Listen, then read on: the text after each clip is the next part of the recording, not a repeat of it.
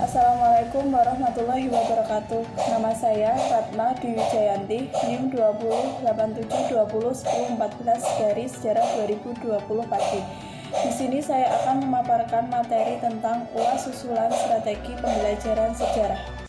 Soal pertama yaitu deskripsikan dua metode pembelajaran sejarah dan kegiatan pembelajaran sejarah itu seperti apa.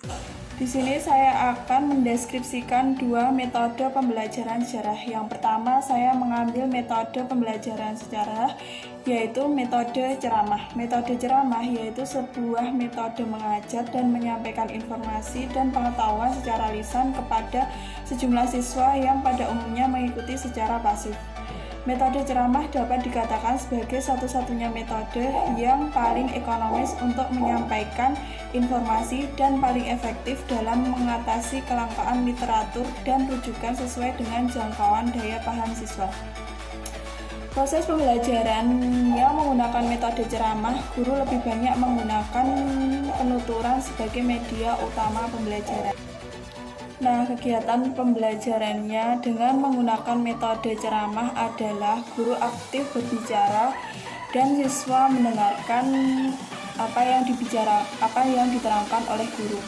Nah, contohnya guru menjelaskan materi pembelajaran dan siswa memperhatikan penjelasan guru.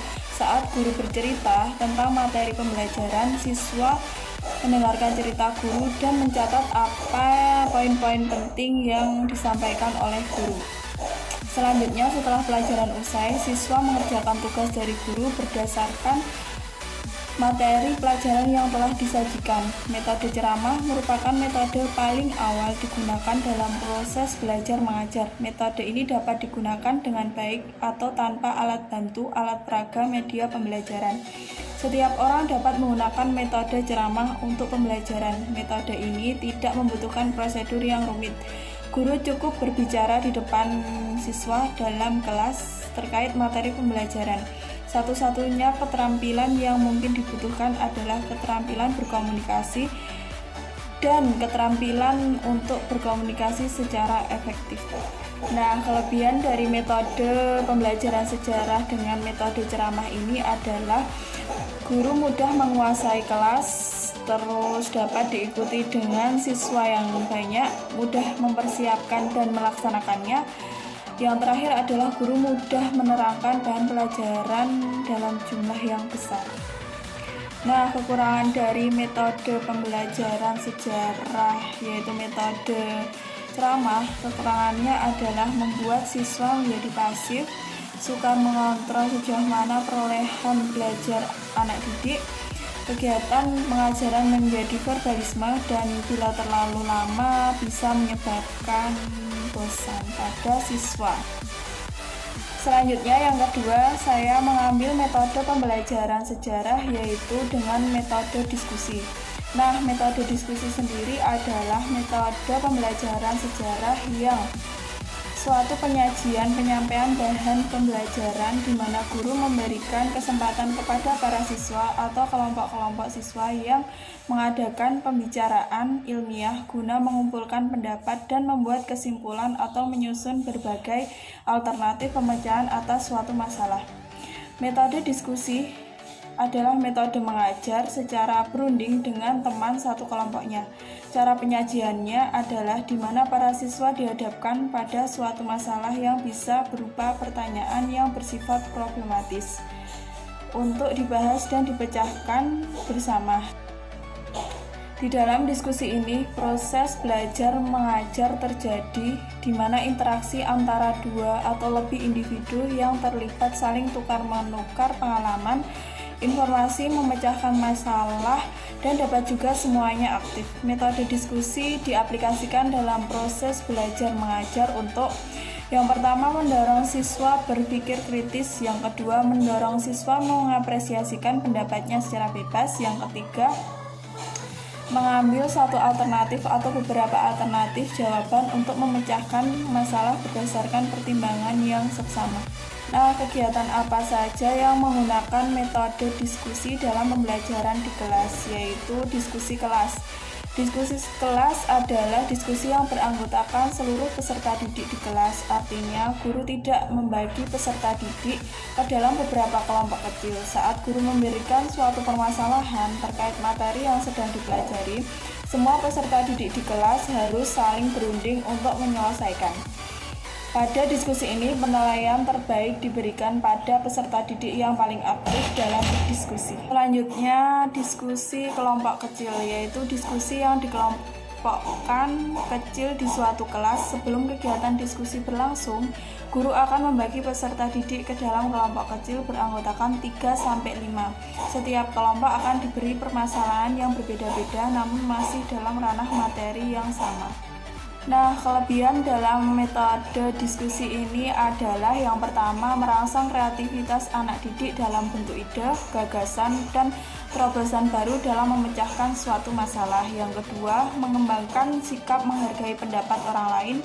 Yang ketiga, memperluas wawasan. Dan yang terakhir adalah membina siswa terbiasa musyawarah untuk mufakat dalam memecahkan suatu masalah. Nah, kekurangan dalam metode diskusi ini adalah tidak dapat dipakai dalam kelompok yang besar. Yang kedua, peserta diskusi mendapat informasi yang terbatas. Dan yang ketiga, dapat dikuasai oleh orang-orang yang hanya suka berbicara. Soal yang kedua adalah ceritakan guru ideal itu seperti apa, terutama dalam pembelajaran sejarah agar pembelajaran sejarah lebih hidup.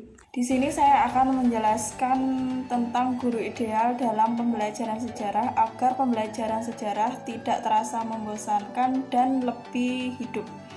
Nah, guru ideal di sini adalah sosok guru yang mampu menjadi panutan dan selalu memberikan contoh atau keteladanan yang baik. Guru ideal adalah guru yang menguasai ilmunya dengan baik dan mampu menjelaskan dengan baik apa yang diajarkannya. Menurut pendapat saya, guru dalam mengajar pembelajaran sejarah agar pembelajaran tidak terasa membosankan, salah satunya menerapkan konsep yang menyenangkan dan menarik. Tidak hanya dengan menerangkan di kelas saja, tetapi salah satunya dengan menonton film di kelas tentang sejarah. Nah, setelah menonton film, guru memberikan tugas kepada murid untuk berdiskusi bersama dan mengambil kesimpulan dari cerita dalam film tersebut. Bisa juga dengan memberikan tambahan fakta sejarah terkait dengan film tersebut. Selain pelajarannya, terkadang yang membuat murid bosan adalah suasana kelas itu sendiri. Agar murid tidak merasa bosan, bisa juga dengan mengadakan kunjungan ke tempat bersejarah seperti museum. Dengan aktivitas ini, para murid bisa belajar langsung dari tempat kejadian maupun memahami cerita sejarah lebih mendalam lagi.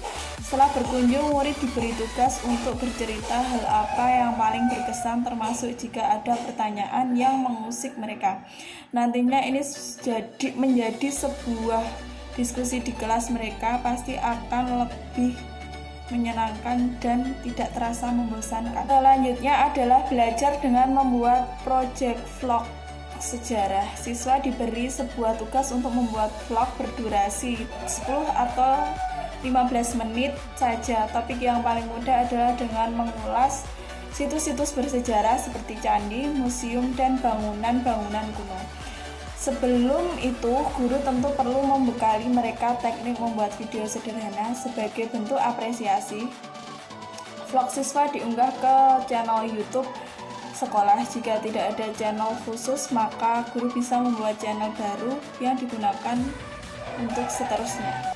Sekian pemaparan tugas dari saya, kurang lebihnya mohon maaf, semoga bermanfaat. Wassalamualaikum warahmatullahi wabarakatuh.